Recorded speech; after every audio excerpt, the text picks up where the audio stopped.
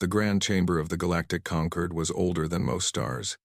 It floated in the darkness of space, orbiting a dead sun that had collapsed into a spinning ball of pure energy. For 40,000 years, the 12 elder races had met here to decide the fate of the galaxy. They had seen empires rise and fall. They had watched young species crawl out of their oceans and reach for the stars. They had ruled with wisdom, with patience, and with the quiet certainty that they understood everything worth understanding. Ambassador Thelva Khan stood at the center of the chamber. His body was made of living crystal, and light moved through him like water through glass.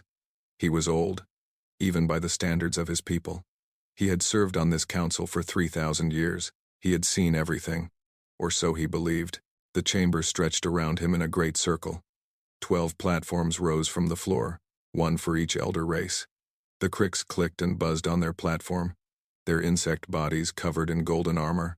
The Omolith floated in their containment fields, clouds of living gas that pulsed with slow thoughts. The Vreth coiled their long serpent bodies around their seats. Each race was different. Each race was ancient. Each race believed itself to be the peak of evolution. Today's meeting was ordinary. Trade disputes, border arguments, the renewal of treaties that had lasted for 10,000 years. Thelva Khan had heard it all before. He would hear it all again. He raised one crystal hand to call the session to order. The chamber fell silent. "We begin the 4012th annual assembly of the Galactic Concil," he said. His voice rang like a bell. First matter: the trade dispute between the Krix Consortium and the Merchant Guild of Villar 7. A Krix delegate stepped forward, mandibles clicking with irritation. But before he could speak, every light in the chamber turned red. Alarms screamed. The sound was ancient and terrible, a warning that had not been heard in living memory. Thelva Khan's crystal form flickered with confusion. Around him, the delegates rose from their seats in panic. "What is happening?" demanded High Commander Vorith of the Omolith. His gaseous body swirled with angry colors. A holographic display appeared in the center of the chamber. It showed the space around the station. The defensive platforms, the patrol ships, the layers of shields that protected the most important place in the galaxy. Something was inside those shields. A ship hung in the void, less than 1,000 kilometers from the station. It had not been there a moment ago. It had simply appeared, as if it had stepped out of nothing. The ship was black. Not painted black, but truly dark, like a hole cut in the fabric of space. It was angular and sharp, built with no curves, no elegance. Blue light glowed from its engines. Strange symbols were painted on its hull in white. It was enormous. The Council's ceremonial frigates looked like toys beside it. "Impossible," whispered Thelva Khan.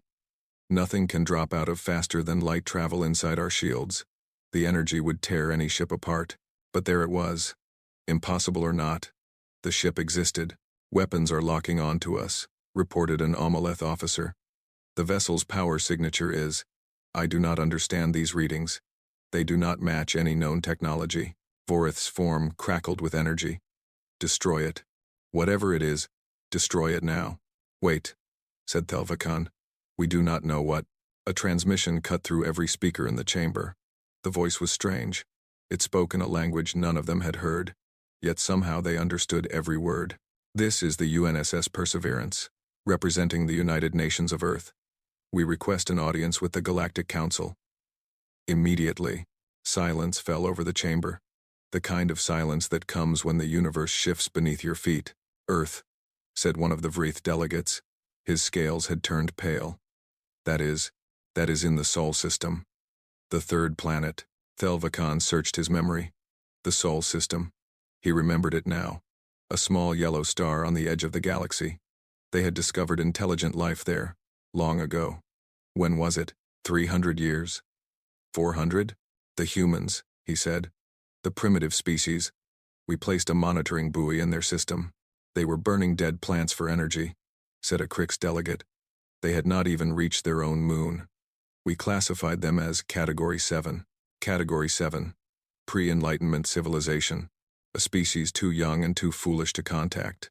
Standard protocol was to wait 1,000 years. Let them grow up. Let them figure things out on their own. 300 years. That was all it had been." "This must be a mistake," said Vorith. "Perhaps another species found their system. Perhaps they stole a ship, "Open a channel," said Thelva Khan. His voice was calm, but inside his crystal heart, something cold was growing. "Let us speak to them." The view screen flickered. A face appeared. It was a human. Thelva Khan had seen images in the old reports. Soft skin, 2 eyes, hair on the head. This one was female, with dark hair pulled back from her face. She wore a uniform of black and gray, and there were symbols on her chest that matched the ones on the ship. She was small, so terribly small. The Omeleth could crush her with a thought. The Crix could tear her apart with their claws. Even the Valanthi, who were not warriors, towered over her kind, but her eyes were not the eyes of prey. They were steady and calm and completely unafraid. "I am Captain Elena Vasquez of the UNSS Perseverance," she said. "I apologize for the dramatic entrance. Your shields would not let us dock normally, and we do not have time for a long approach." "You breached the shields," said Thelva Khan. "That should not be possible." The human smiled.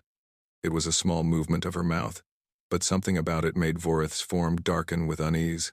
"Many things should not be possible," she said. "We have found that impossible is just a word people use when they have stopped trying." Thelva Khan felt the cold thing in his chest grow larger. 300 years. His people had taken 11,000 years to develop faster than light travel. The Crix had taken 9,000. Even the brilliant Omeleth had needed 6,000 years. 300 years. "What do you want?" he asked. Captain Vasquez's smile faded. For a moment, she looked tired and sad and very, very serious. "We need to talk," she said. "Something is coming. Something bad. We have been trying to warn the other species in this region, but no one will listen to us. They run away or try to shoot us." "You expect us to believe that you came here to help us?"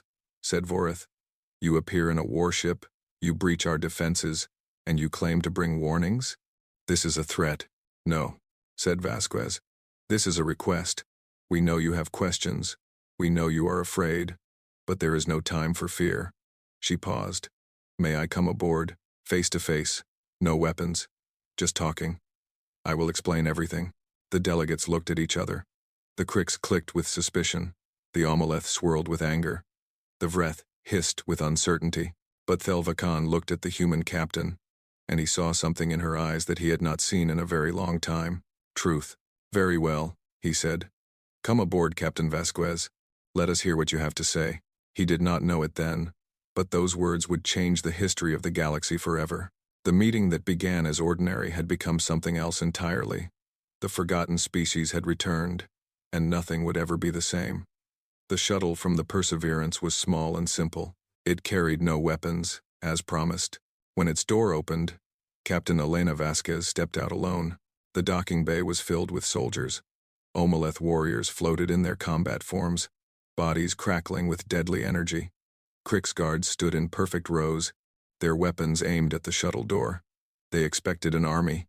They expected a trick. They got one small human woman. Vasquez walked forward without fear. Her boots clicked against the metal floor. She was shorter than every being in the room, but she moved like she owned the place. 2 Crix guards fell into step beside her, their weapons close to her head. She did not seem to notice. Ambassador Thelva Khan met her at the entrance to the Grand Chamber. Up close, she was even smaller than he had expected. The top of her head barely reached his chest. Her skin was soft, easily damaged. Her bones were thin and breakable. Everything about her seemed fragile, yet she stood before him like an equal. "Thank you for seeing me," she said. "I know this is strange for you." "Strange does not begin to describe it," said Thelva Khan. "You have many questions to answer, Captain." "I know. I will answer all of them." The Grand Chamber fell silent when they entered. Every delegate stared at the human, some with fear, some with anger, some with a curiosity they could not hide. Vasquez stood in the center of the room, alone, surrounded by beings who could kill her in a heartbeat. She did not seem worried. "Let us begin with the obvious question," said High Commander Vorith. His voice boomed through the chamber. "How did you develop faster than light travel? When we found your species, you had not even left your own planet." Vasquez nodded. 63 years ago, one of our deep space probes found something near the edge of our solar system. A small device, floating in the darkness. We did not know what it was, but we brought it home and studied it. The monitoring buoy.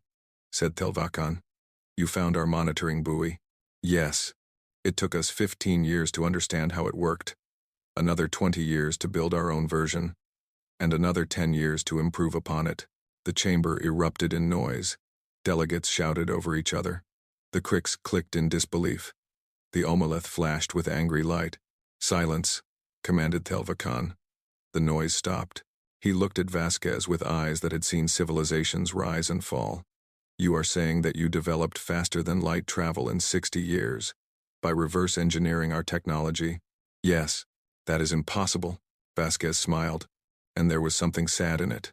Your buoy used principles we had never seen before. It should have taken us centuries to understand. But humans are persistent. When we want something badly enough, we find a way. The Volanthi took 11,000 years, said Telvakan. His voice was quiet now. The Cricks took 9,000. We are the oldest and wisest species in the galaxy. I mean no disrespect, said Vasquez. But you did not have an example to study. You had to invent everything from nothing. We had a gift. We just learned how to use it quickly. Too quickly, said Vorith. This is dangerous. A species that advances so fast is unstable, unpredictable. Perhaps, said Vasquez. But right now, that is exactly what the galaxy needs. She touched a device on her wrist. A holographic image appeared in the center of the chamber. It showed a map of the universe. Billions of galaxies, spirals of light stretching across the endless dark. 18 months ago, she said, our long-range sensors detected something strange. Galaxies going dark. The image changed. It focused on a region far beyond the Milky Way. One galaxy flickered and disappeared. Then another. Then another. A wave of darkness was spreading through the universe, swallowing everything in its path. We call it the silence, said Vasquez. We do not know what it is. We do not know where it came from. But we know what it does. She touched her wrist again. The image changed to show a single galaxy, beautiful and bright. As they watched, the light began to fade. Stars went dark, one by one. Planets vanished. In minutes, an entire galaxy was gone, leaving nothing but empty space. The silence does not destroy, said Vasquez. It erases. Matter, energy, life, everything. When it passes through a system, nothing is left. Not even dust. The chamber was silent now. Real silence. Heavy and cold. You expect us to believe this? Said a Crix delegate. This is a trick. A story to frighten us. I expected you to say that, said Vasquez. She pressed her wrist again. This is the recording from a civilization in the Andromeda galaxy. They transmitted it before they died. The hologram changed. Alien faces appeared. Beings unlike anything the Council had ever seen. They were screaming. Behind them, the sky was going dark. One by one, the stars winked out. The aliens cried out in languages no one understood. But the meaning was clear. Terror, despair, the end of everything. Then the recording stopped. They had 3 billion years of history, said Vasquez. They were more advanced than any species in this room. The silence took them in 17 hours. Thelvakan felt his crystal heart grow cold. He wanted to believe it was a lie. He wanted to believe this small human was trying to trick them. But he looked into her eyes, and he saw no deception, only truth and fear. Why are you telling us this? He asked. Because the silence is coming here, said Vasquez. Our calculations show it will reach the Milky Way in 11 years. Maybe less. We cannot stop it alone. No one can. But together, maybe, we have a chance. You want an alliance, said Vorith. You want access to our technology, our ships, our soldiers. Yes, and we offer you the same. Our ships, our weapons, our knowledge. Vasquez looked around the chamber. We know you do not trust us. We know you think we are dangerous. Maybe we are. But the silence does not care about politics. It does not care about borders. It will erase us all, young and old, wise and foolish, unless we stand together. And if we refuse? Asked the Vreeth delegate. Vasquez's face did not change. Then you will die. And so will we. And so will everything else in this galaxy. She paused. We came here because we believe in hope. We believe that different species can work together. We believe that the galaxy is worth saving. She stepped forward. looking up at the towering figures around her. 300 years ago, we were burning plants and fighting over land. Now we stand before you with a fleet of 400 warships and a warning that could save everything. We learned fast because we had to. Because humans do not give up. Because when we see a problem, we solve it. Her voice was strong now, filling the chamber. The silence is the biggest problem any of us has ever faced. So let us face it together. Let us show the universe that life does not go quietly into the dark. Thelva Khan looked at this small, fragile, impossible creature. She stood among giants and spoke like an equal. She came from a species they had forgotten, dismissed, ignored. And now she offered them hope when they did not even know they needed it. He made his decision. The council will consider your request, he said. But know this, Captain Vasquez. If you are lying, if this is some kind of trick, we will destroy your fleet and your world without mercy. Vasquez nodded. Fair enough. But when you see what is coming, you will wish I had been lying. She turned and walked back toward the shuttle bay. Alone, small, and completely unafraid. Behind her, the council began to argue. But Thelva Khan already knew what the decision would be. He had seen the fear in the alien recording. He had seen the truth in the human's eyes. Something was coming, and the galaxy would never be ready, unless they listened to the impossible species. The council argued for 7 days. 7 days of shouting, accusations, and threats. The Volanthi called for caution. The Krix saw opportunity. The Omolith saw only danger. High Commander Vorith stood before the assembly on the 7th day. His gaseous form had turned dark red, the color of blood and anger. We cannot trust these humans, he said. They are too fast, too unpredictable. They reverse-engineered our technology in 60 years. What will they do in another 60? They will surpass us. They will replace us. And if the silence is real? Asked Thelva Khan. If the threat is coming, we need allies. We need to know what we are dealing with, said Vorith. The humans claim to be warriors. They claim their ships can fight. But claims are empty. I want proof. He turned to face the holographic screen where Captain Vasquez was watching. I invoke Kaleth Vor, he said. Trial by combat. Your champion against ours. If you win, we will listen. If you lose, you will leave this sector and never return. The chamber went silent. Kaleth Vor had not been invoked in 2,000 years. It was an ancient ritual, brutal and final. The Omoleth had never lost. Vasquez did not hesitate. I accept. Vorith's form flickered with surprise. He had expected argument, negotiation, fear.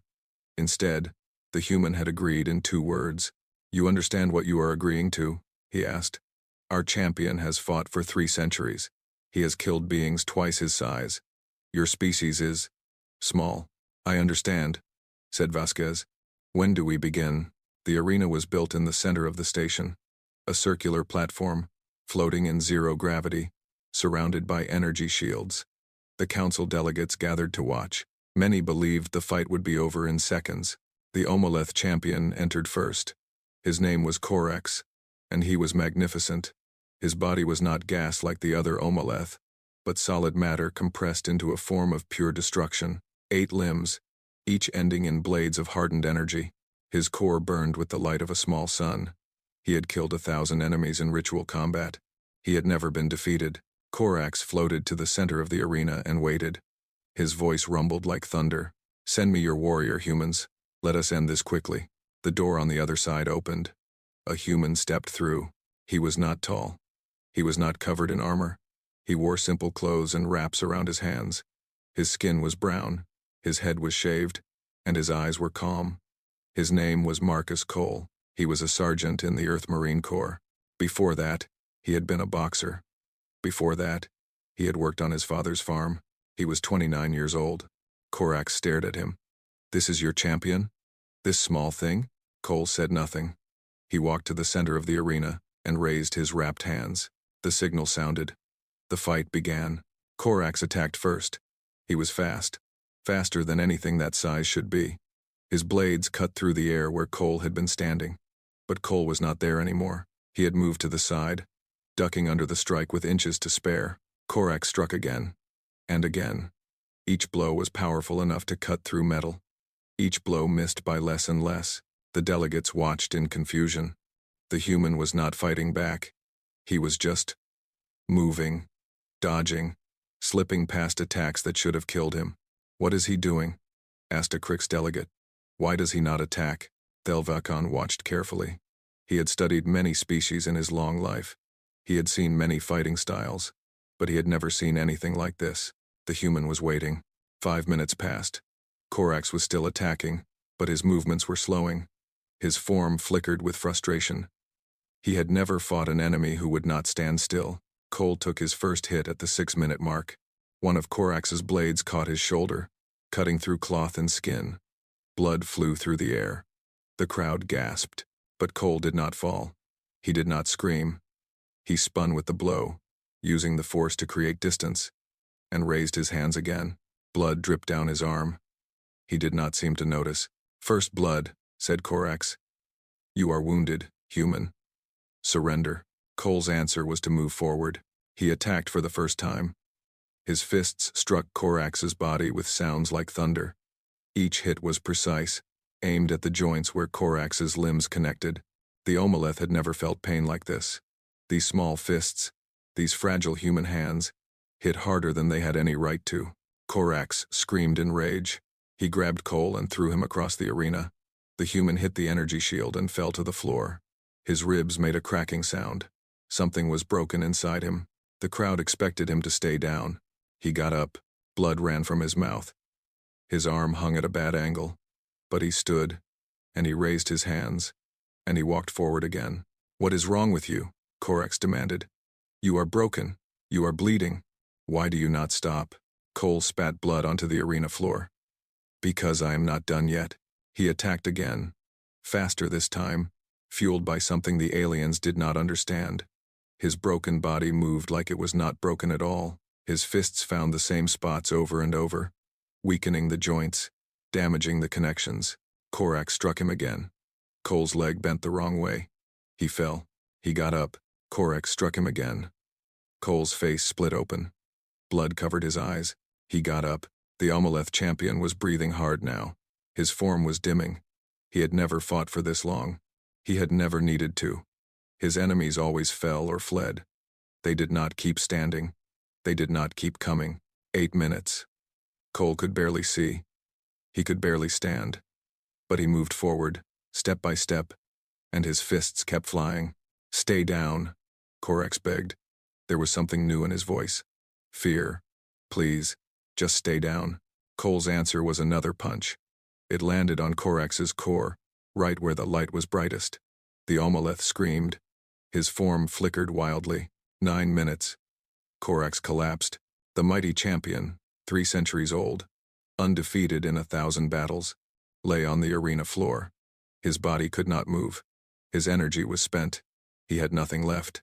Marcus Cole stood over him. Both of the human's arms were broken now. His face was a mask of blood. His body was destroyed, but he was standing. The arena was silent. Every delegate stared at the impossible scene before them. The small, soft, fragile human had defeated the greatest warrior the Omeleth had ever produced. Thelvakan's voice broke the silence. "What are you?" Cole turned to look at him. His eyes were almost swollen shut, but somehow he found the ambassador's face. "Human," he said. His voice was rough and wet with blood. "We do not know how to quit." Then he collapsed. The medical teams rushed forward. Human doctors and alien healers worked side by side, fighting to save both warriors. It took 3 hours to stabilize Cole. It took 2 days before he could speak again. When he woke, Captain Vasquez was beside his bed. She held his hand and smiled. "You won," she said. "Did they listen?" "They are listening now." In the Grand Chamber, the debate was over. The delegates had seen something they could not explain. A species that fought beyond pain, beyond fear, beyond the limits of their own bodies. A species that simply refused to lose. Ambassador Telvakan stood before the council and spoke the words that would change history. "We will hear the humans," he said. "We will consider their alliance, and we will prepare for what is coming." Vorith did not argue. He had seen what humans could do. He had watched a broken man defeat his greatest champion through nothing but will. For the first time in 3,000 years, the High Commander of the Omeleth was afraid, not of the silence, of the humans.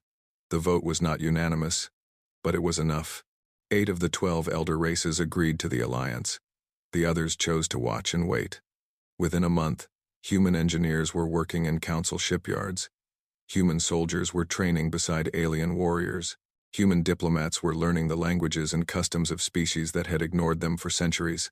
The galaxy was changing. And at the center of that change was a question that haunted every scientist in the Concord. What were humans? Dr. Velthani was the greatest biologist the Volanthi had ever produced. She had studied 10,000 species across 100 star systems. She had won every award her people could give. But she had never been more confused than she was now, staring at the data on her screen. "This cannot be correct," she said. Captain Vasquez sat across from her, patient and calm. "Which part?" "All of it." Velthani's crystal fingers tapped the screen. "Your bodies produce a chemical called adrenaline. When you are in danger, this chemical floods your system. It increases your strength. It dulls your pain. It makes you faster and more aggressive. Yes, we call it the fight or flight response. Your bodies have a built-in combat drug," said Velthani. "That is unusual. We evolved on a dangerous planet. We needed every advantage we could get." Velthani scrolled through more data. "You sleep every day. For hours. During this time, your bodies are completely vulnerable. You cannot move. You cannot defend yourselves. We need sleep to survive. Our brains process information while we rest." "Yes, but that is not all." Velthani's form flickered with something like fear. "While you sleep, your brains create false realities, simulations of events that have not happened. You experience these simulations as if they were real." "Dreams," said Vasquez. "We dream. Your brains practice for danger while you are unconscious. They show you threats that do not exist, so you will be prepared for threats that might." Velthani shook her head. "No other species does this. It is terrifying." Vasquez smiled. "I never thought of it that way. There was more. So much more. Humans were pursuit predators. Their ancestors had not killed prey with claws or venom. They had simply followed their prey until it collapsed from exhaustion. Humans could run for hours, even days, without stopping. They could travel across continents on foot. They could chase anything to death. Humans formed bonds with other species. Not just alliances, but genuine emotional connections. They kept animals as companions. They cried when those animals died. They would risk their lives for creatures that could not even speak. Humans could survive injuries that would kill any other species. They could lose limbs and keep fighting. They could be shot, stabbed, burned, and broken, and still refuse to die. Their bodies healed from damage that should have been permanent. But the most disturbing discovery was not biological. Velthani found it in the psychological studies. She read it 3 times before she believed it. "Humans will sacrifice themselves for strangers," she said. "Sometimes," said Vasquez, "when it matters." "No, you do not understand." Velthani pulled up record after record. "Your history is full of examples. Humans who died protecting people they had never met. Humans who ran into danger to save strangers. Humans who gave their lives for ideas. We believe some things are worth dying for. But why? There is no genetic advantage, no survival benefit. Why would you die for someone you do not know?" Vasquez was quiet for a moment. Then she said, "Because if we do not, who will?" Velthani did not have an answer for that. The alliance grew stronger. Human engineers taught the Omeleth new ways to build shields. Crick scientists studied human weapons and found them simple but effective. Volanthi diplomats learned to read human facial expressions. Those small movements that communicated so much. Slowly, trust began to form. Marcus Cole recovered from his injuries. The doctors had rebuilt his bones with metal and ceramic. He would never fight in an arena again, but he could still serve. He became an ambassador of sorts. A bridge between species. The aliens who had watched him refuse to die now sought his advice on human behavior. "How did you do it?" asked a young Omeleth officer one day. "How did you keep fighting when your body was broken?" Cole thought about the question. "I had a choice," he said. "I could give up, or I could keep going. Giving up felt worse than the pain. But you could have died." "Everyone dies," said Cole. "What matters is what you do before that happens." The officer did not understand. But he remembered the words. He would understand later. 3 years passed. The combined fleet grew to over 2,000 ships. Human, Omeleth, Crix, Valanthe, and a dozen other species worked side by side. They trained together. They built together. They became something new. Not 12 separate civilizations, but one united force. They thought they had time. 11 years, the humans had said. 11 years to prepare. They were wrong. The first warning came from Outpost 7, on the edge of the galaxy.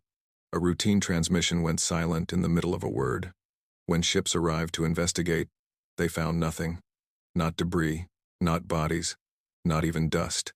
Just empty space where a station had been. Then Outpost 4 went silent. And Outpost 9. And the colony on Varith Prime. The silence had arrived. 3 years early. The council convened an emergency session. The fear in the chamber was thick enough to touch. Holographic displays showed the spreading darkness. System after system was going dark, swallowed by something that left no trace. "It is faster than we predicted," said Vasquez. Her face was grim. "The silence does not move at constant speed. It accelerates as it feeds." "How do we fight it?" demanded Vorith. "Our weapons have no effect. Our shields mean nothing. We do not know yet. But we have a plan." Vasquez explained it. The science was complex, but the idea was simple. The silence consumed matter and energy, but certain types of energy were poison to it. The radiation from a supernova was so intense, so chaotic, that even the silence could not absorb it. "If we can create a chain of artificial supernovae," said Vasquez, "we can build a wall of fire across the galaxy. A barrier that the silence cannot cross. That would require destroying hundreds of stars," said Telvakan. "Billions of lives would be lost. Billions will be lost anyway if we do nothing. This way we save trillions." The chamber erupted in argument. Some called it madness, others called it murder. But as the reports came in, as more systems went dark, the arguments grew quieter. "There is another problem," said Vasquez.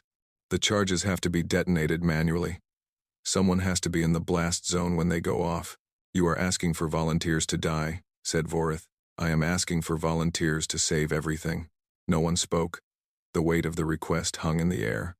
To fly into the heart of the silence, to detonate weapons that would create new stars, to be erased from existence so that others might live, it was too much to ask. Even the bravest warriors could not be expected to accept such a fate. Then Marcus Cole stood up. "I will go," he said. Captain Vasquez looked at him. Her eyes were bright with tears she would not let fall. "Marcus, you told me once that some things are worth dying for," he said. "I think this counts." One by one, other humans rose. Men and women from every nation on Earth. Scientists, soldiers, engineers. They stood in silence, offering their lives for a galaxy that had dismissed their species as primitive. Thelvakan watched them stand. He thought of everything he had learned about humans in the past 3 years. The adrenaline, the dreams, the impossible stubbornness, the willingness to die for strangers. He finally understood. Humans were not dangerous because they were fast or strong or clever. They were dangerous because they cared. They looked at a galaxy full of species who had ignored them, and they chose to save it anyway. That was the most terrifying thing of all, and the most beautiful. The Perseverance flew toward the darkness. Captain Elena Vasquez sat in her command chair and watched the stars disappear. Behind her, the combined fleet of the Galactic Concorde held position at the edge of what they hoped would become the safe zone. Ahead of her, there was only the silence. It was not what she had expected. There was no monster, no enemy to fight, just a wave of nothing, spreading across space like a stain. Where it passed, reality simply stopped existing. Stars went out. Planets vanished. The universe itself was being erased, one piece at a time. Her ship carried enough antimatter to ignite a chain reaction across 300 star systems. When the charges detonated, they would create a wall of fire that would burn for 1,000 years. Nothing could cross it, not even the silence. But someone had to be there to arm the final trigger. Someone had to fly into the heart of the darkness and press the button. Her crew had volunteered. Every single one of them. 400 humans who would never see Earth again. "Captain," said Lieutenant Torres from the navigation station, "we are entering the affected zone. Sensors are starting to fail." Vasquez nodded. She had expected this. The silence did not just consume matter. It consumed information. The closer they got, the less they would be able to see or hear or understand. All hands, this is the captain. Her voice echoed through the ship. You know why we are here. You know what we have to do. I want you to know that serving with you has been the greatest honor of my life. She paused. The bridge was silent. We are going to save the galaxy today. Not because anyone asked us to. Not because we will be remembered. But because it is the right thing to do. That is what being human means. She looked around at her crew. Torres, who had a daughter back on Earth. Chen, who had given up a career in medicine to join the Navy. Okonkwo, who played the violin in his spare time. Young, who had never seen a sunset without dreaming of the stars. They were afraid. She could see it in their eyes. But they did not run. They did not beg.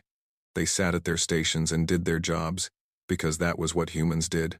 Let us show them what we are made of, she said. All ahead full, the Perseverance accelerated into the darkness. Behind them, the fleet watched.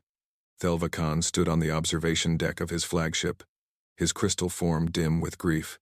Beside him, High Commander Voreth floated in silence.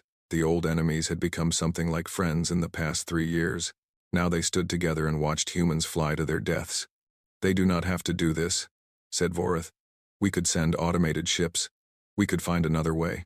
We tried, said Thelva Khan. The automated ships failed. The silence corrupts technology. Only beings with consciousness can navigate through it. Then send other species. Send prisoners. Send volunteers from the condemned. Thelva Khan shook his head. We asked for volunteers. Only humans stepped forward. Voreth's form flickered with something that might have been shame. Why? We ignored them. We dismissed them. We treated them like children. Why would they die for us? I asked Captain Vasquez the same question, said Thelva Khan. Do you know what she said? What? She said, because you needed help. Thelva Khan's voice was heavy. That was all. You needed help. So they came. They did not ask for payment. They did not demand respect. They simply saw a problem and decided to fix it. That is insane. Yes, said Thelva Khan. It is. But it is also wonderful. On the Perseverance, the darkness was growing thicker. The stars had vanished completely now. The only light came from the ship's own engines, a small blue glow in an ocean of nothing. Vasquez watched the sensors fail one by one. First the long-range scanners, then the navigation systems, then the life support monitors. Soon they would be flying blind, trusting only math and hope to guide them. Captain, said Marcus Cole from his station. He had insisted on being here. His rebuilt body was not meant for combat anymore, but he could still press buttons. He could still serve. We are approaching the detonation point. Thank you, Marcus. Vasquez stood up. Begin arming sequence. The charges came online one by one. 300 fusion bombs, each powerful enough to destroy a planet. Together, they would create something never seen before. A chain reaction that would turn ordinary stars into weapons. Arming sequence complete, said Cole, waiting for final authorization. Vasquez walked to the center of the bridge.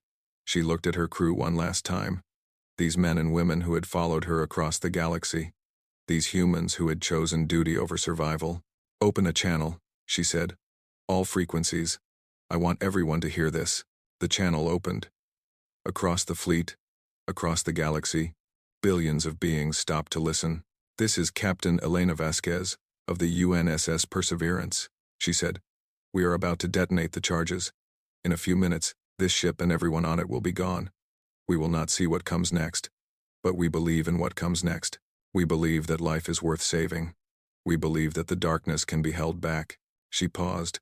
Somewhere behind her, Torres was crying quietly. Chen was holding Okonkwo's hand. Young was staring at the view screen with eyes full of wonder. Tell our families we love them, said Vasquez. Tell Earth we did our best. And tell the galaxy this. We were here. We mattered. We held the line. She turned to Cole. Do it. Cole pressed the button. For a moment, nothing happened. Then, the universe caught fire. The explosion was visible across half the galaxy. A ribbon of light blazed across the darkness, brilliant and terrible and beautiful. 300 stars died and were reborn as walls of plasma and radiation. The energy output was beyond measurement. The heat was beyond imagination. The silence met the fire and stopped. For the first time since it began, the wave of nothing could not advance. The radiation was too intense, too chaotic, too alive. The silence pushed against the barrier and could not break through. It recoiled. It retreated. The galaxy held its breath. And then, slowly, impossibly, the darkness began to fade. Without new matter to consume, the silence weakened. The wall of fire burned on, eternal and impassable. The wave that had swallowed galaxies could go no further. It was over. On the observation deck, Thelvakan fell to his knees. His crystal form rang like a bell as tears of pure light fell from his eyes. Vorth floated beside him, speechless for the first time in 3 centuries. The Perseverance was gone. Captain Vasquez, Lieutenant Torres, Sergeant Cole, all 400 humans who had chosen to die so that others might live, they had been erased along with the silence, their atoms scattered across the newborn stars. But they had won. 100 years later, the Galactic Council convened in a new chamber. It had been rebuilt from the ashes of the old, redesigned by architects from a dozen species. At the entrance stood a statue of the Perseverance, carved from black stone and lit by blue lights. Humans sat among the elder races now, not as observers or petitioners, but as equals. Their population had grown, their technology had advanced, but they had not forgotten what their ancestors had done. The new Valanthe ambassador rose to open the session. She was young by her people's standards, barely 1,000 years old, but she remembered the stories. She remembered the fire. "Before we begin," she said, "we will observe the tradition." The chamber fell silent. Every being present, from the youngest aide to the oldest counselor, bowed their heads. "We remember those who stood when others fled," said the ambassador. Her voice was clear and strong. "We remember the crew of the Perseverance. We remember Captain Elena Vasquez, who led them into the darkness. We remember the humans who gave everything so that we might have this day." She looked up at the statue. The blue lights made it seem alive, as if the ship might leap from its pedestal and fly once more into the stars. "We remember the humans," she said, "and we are grateful." The session began. Trade disputes, border agreements, the ordinary business of a galaxy at peace. But on every world, in every system, the story was taught to children. The story of a forgotten species that had risen from nothing. The story of a small ship that had flown into the darkness. The story of how humanity lit the universe on fire and saved everything. On Earth, in a small cemetery outside what had once been called Houston, there was a memorial. It listed 400 names. At the bottom, carved in stone that would last forever, were the final words of Captain Elena Vasquez. "Tell them we were here." They were, and they always would be.